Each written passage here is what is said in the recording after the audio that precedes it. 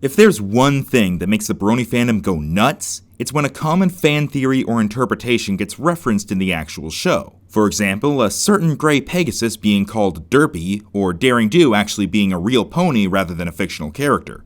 Or fictional within Equestria, I mean, which is in itself fictional. So, super fictional? We'll go with that. Point being, when the show shouts out to its fans, the fans shout back, usually with delighted shrieks. But what happens when the show decides to just confuse us? When that happens, you call in Cutie Laboratories to tackle the issue. Roll the intro.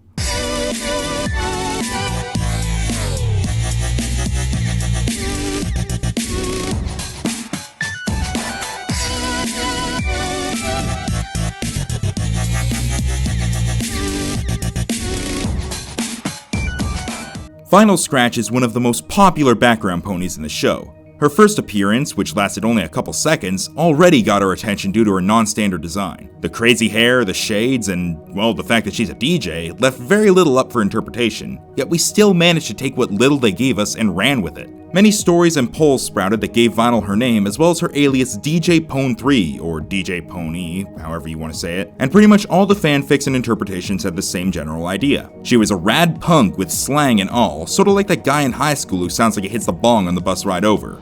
Except, not as annoying. She made music, usually dubstep or electronic, and DJ'd for clubs or just released her own albums, if not both. And when Octavia eventually came into the picture, the fandom decided to pair the two of them up in every way possible. Friends, partners, rivals, sisters, special sum ponies, or any combination thereof. For years, Vinyl was and still is the topic of several new fics every day.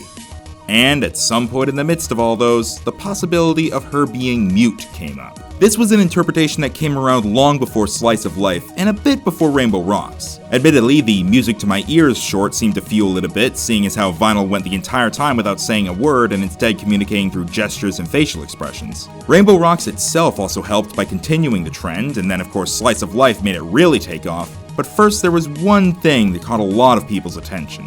Students, please open your textbooks to Chapter 14, The Rainbow Rocks Novelization. Reading the back of this book, you'd see the following sentence. DJ Pone 3 overhears the Equestria girls singing and prancing around Canterlot High's Spring Carnival and casually suggests they start a band in time for the Spring Fling.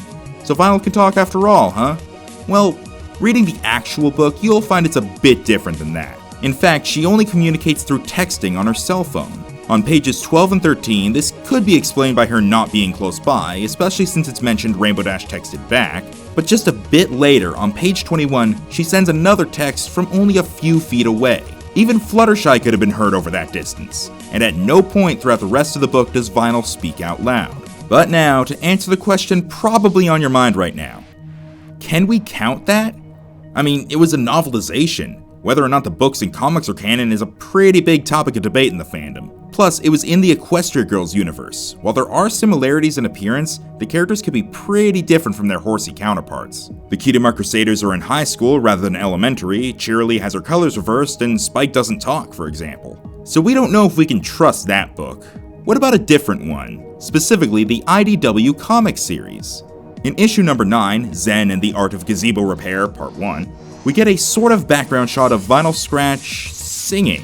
A ponified version of a Beatles song at that. Guess Octavia's been rubbing off on her more than we thought. Plus, on cover A of issue number 10, part 2 of the previous issue, Vinyl actually has a speech bubble as she addresses the readers, backed by various other background ponies, and she says the simple line, "Wanna make something of it?" Definitely in character for her to say.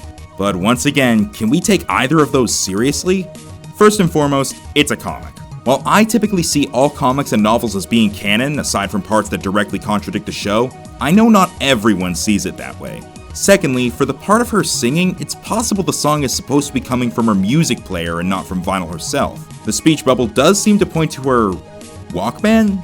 Trotman? Walkmare? Walk Stallion? Trot Stallion? Whatever term the fanfic writers come up with next. Her MP3 player. We'll go with that. And the issue cover may be more direct about Vinyl being the one talking, but two problems with that still arise. Number one, it's a comic book cover, which can often be considered as canon to a comic book as the comic book is to the TV show. And number two, Vinyl is drawn as having red eyes, something that has already been confirmed untrue in the show itself. If they've got one thing wrong about her, who's to say they don't have other things wrong too? If we want definite facts, we have to go to one of two places. the show itself, or the creators of the show itself? I've said in the past that voice actors and actresses don't qualify for what they say being considered canon, and neither does Lauren Faust anymore since she no longer works on the show. However, writers and directors do qualify, at least until the show contradicts them. And we may just have a confirmation from one particular writer, known primarily for his love of wings and tendency to autograph anything not nailed down and half the stuff that is, M.A. Larson. Our friendly neighborhood writer man had a panel at MLP MSP earlier this year, literally the very day that Slice of Life was first shown, where he got to deconstruct and talk about the process of creating that episode. During the panel, he mentioned that he had written multiple versions of the scene with Vinyl and Octavia. To quote the man himself, "My first rap, she talked, cause I didn't know that she wasn't supposed to talk. And in the first one, she talked, but then they told me she doesn't talk." A confirmation or a vague statement?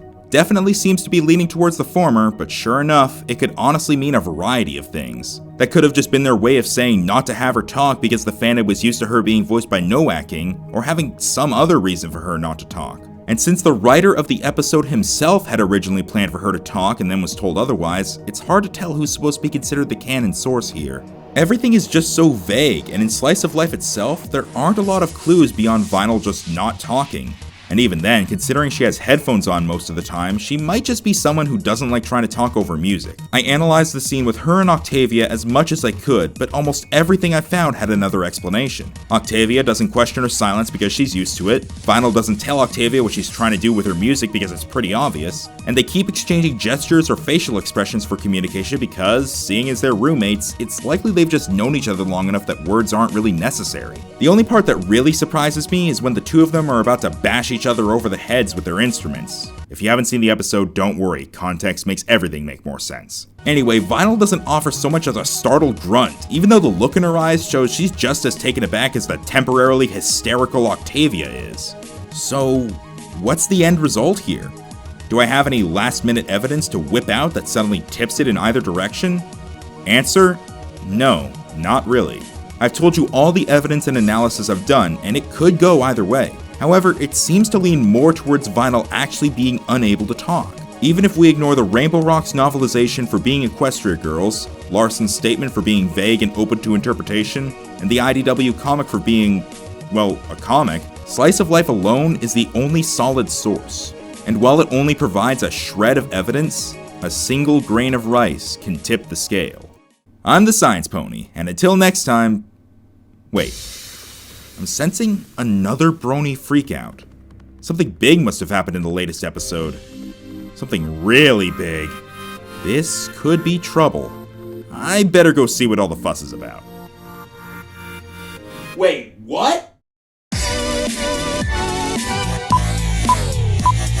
Hope you enjoyed this episode. If you liked it, please give it a thumbs up and a comment down below, and consider subscribing for more episodes of Cutie Laboratories along with a variety of other videos. Trust me, this helps out a lot more than you'd think. And be sure to check out past episodes such as the ones shown here. Click on the picture to be taken to them if you have annotations turned on. And lastly, check out Aleximus Prime, the awesome artist who made the Science Pony artwork for this series. Thanks again and have a good one!